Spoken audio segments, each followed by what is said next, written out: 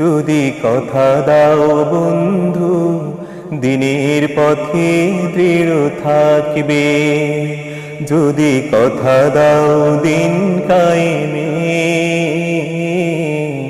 অগ্রণী ভূমিকা রাখবে, তবে তোমাকে গান শোনাবো